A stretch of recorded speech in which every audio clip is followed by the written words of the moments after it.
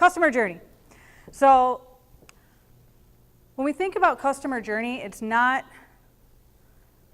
very complex, right? So, and I think today we heard a lot about, even this morning with Google, talking about the evolution of this, and we even heard this through some of the conversations, I think during lunch, where we were talking about just how much this stuff is changing. And as marketers, I think what's really important for us to understand is that it's much bigger than maybe the one piece that we have control over, and knowing that no two journeys are ever the same. So there's not going to be, it's not a perfect science.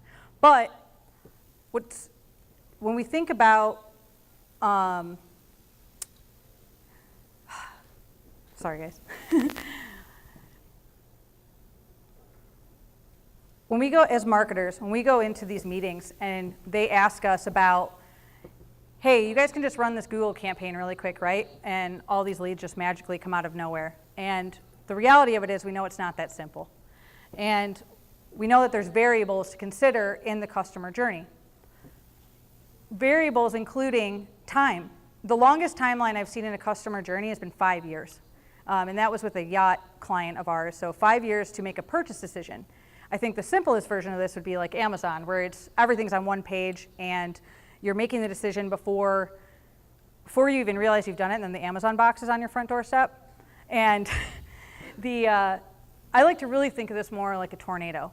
The customer journey is not a linear, simple, drive leads really fast to my door kind of thing. It is an in and out fluctuation of the experiences that we have from the first interaction with a brand through advocacy.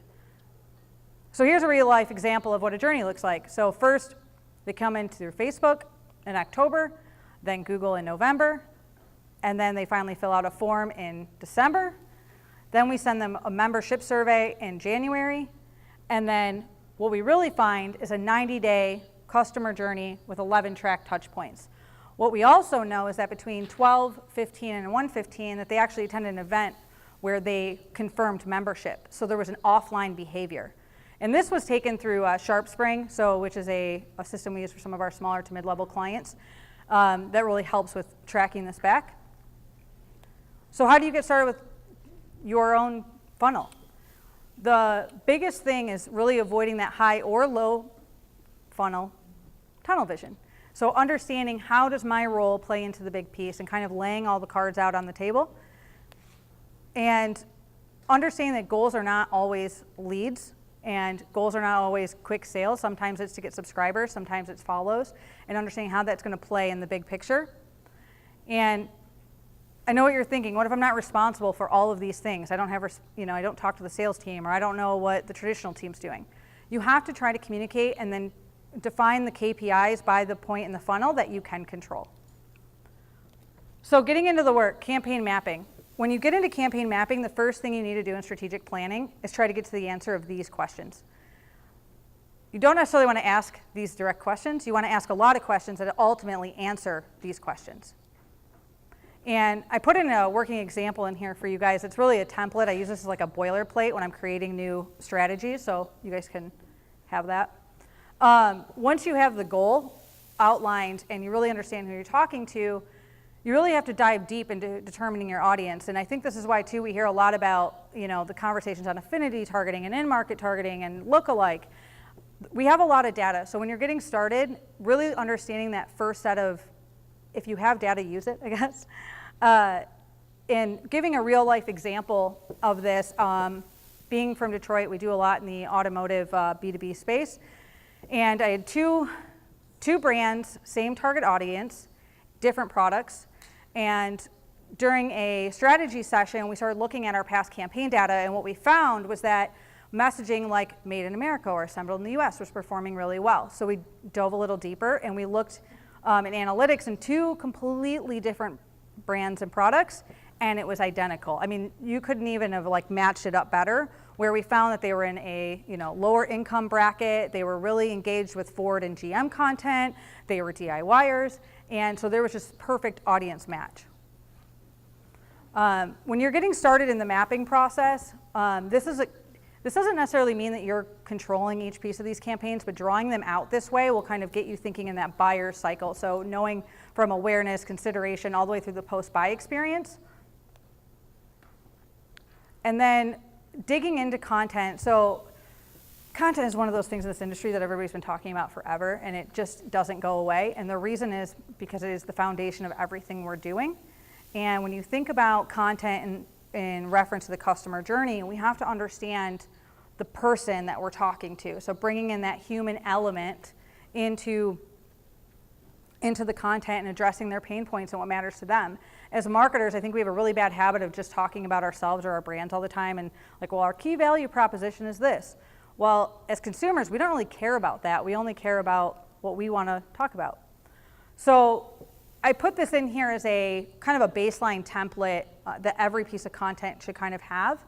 And we put this in our content calendars at our agency as and kind of just like you got to fill out before it even gets through the pipeline. How many of you guys seen a piece of content, whether it was a blog content or a Facebook ad or a search ad, and you're like, where is this going? Like, who is this even talking to? Most of the time that happens because this was kind of dropped, I think, in the process.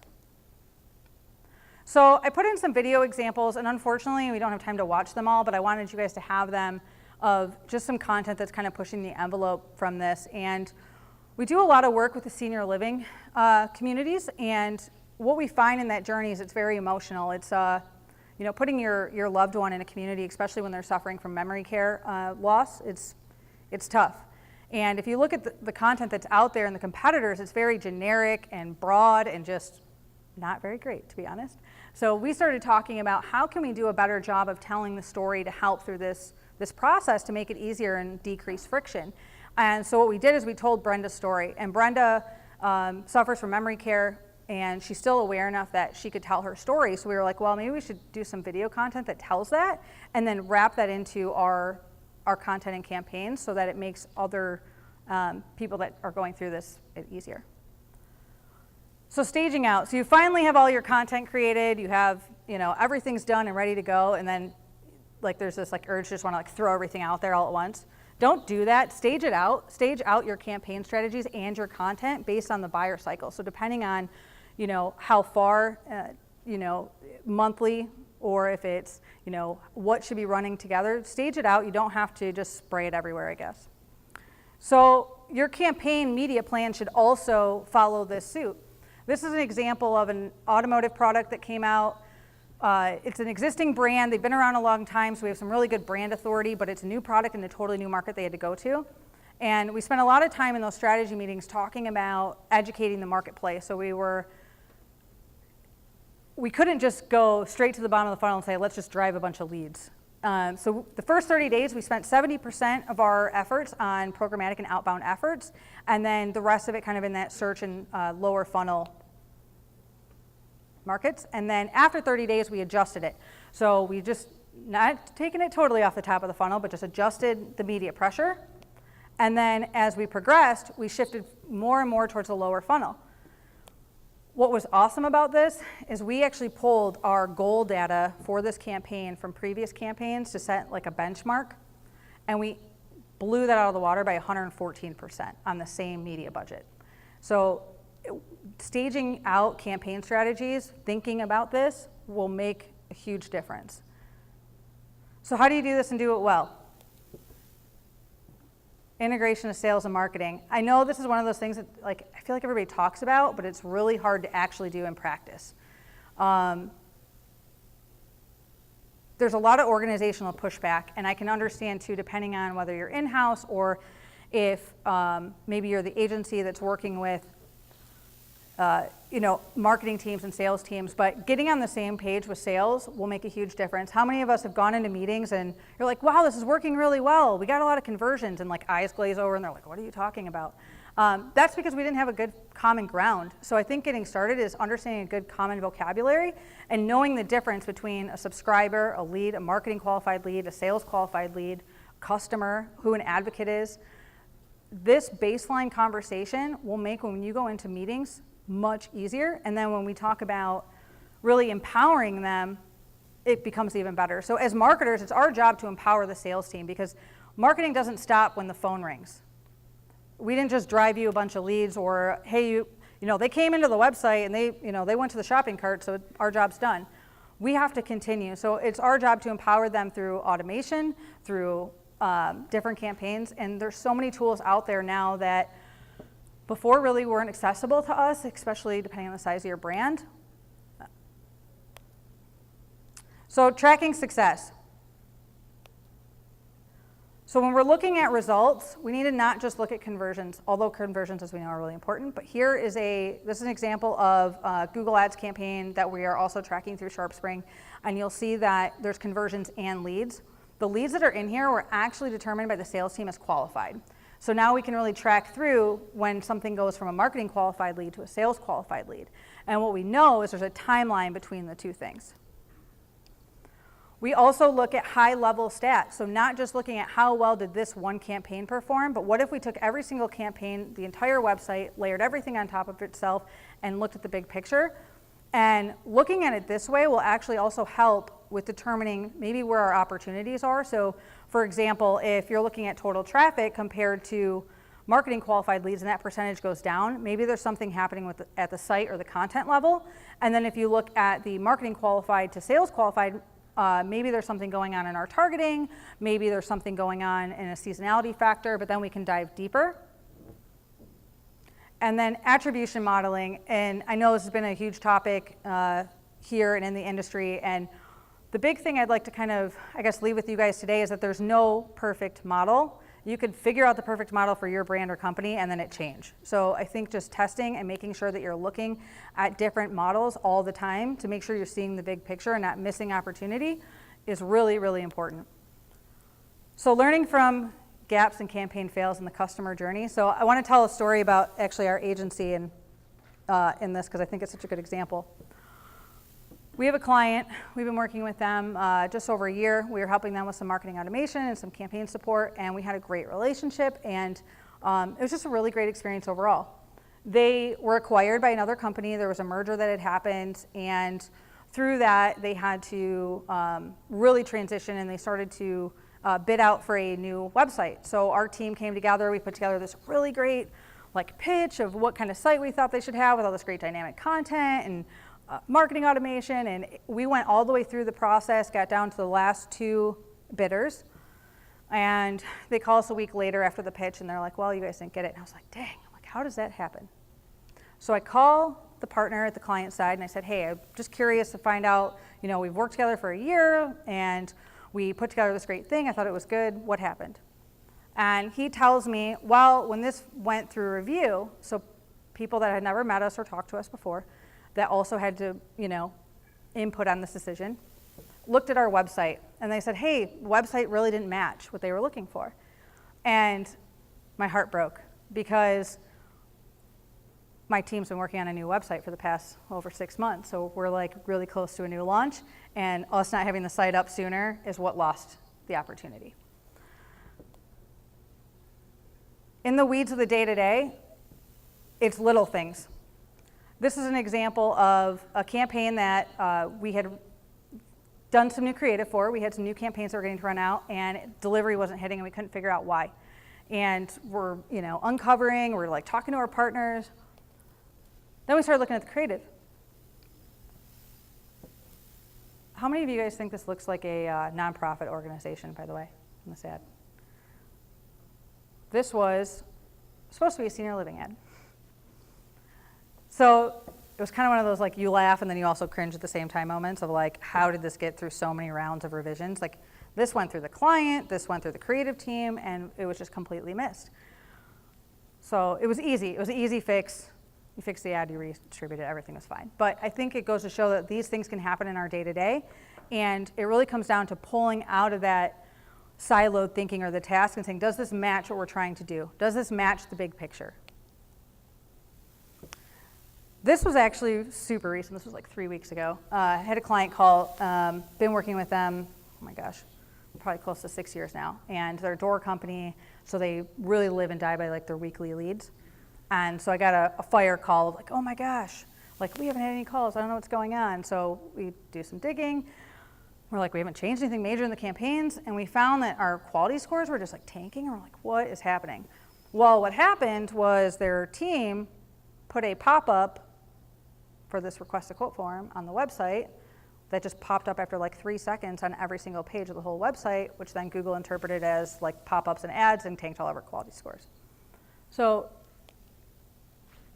little things matter that sometimes we always don't have control over. There was an article that came out not too long ago, and it talked about SEO and search being the foundation of the customer experience. And like the search nerd in me was like so excited, I started jumping up and down. I'm like, yes, I've been talking about this forever. And it is so true. This is an example of a client website, and the first year on this chart is a year that we had record numbers. All we are really doing on this website is basic maintenance. We're maintaining the website, making sure links aren't broken, optimizing new content as it comes up. We're not doing massive content overhauls. We're just updating. Client decides they're taking it internal and they want to optimize and update the site because they think, you know, we can do that. We can like upgrade WordPress and stuff. It's no big deal.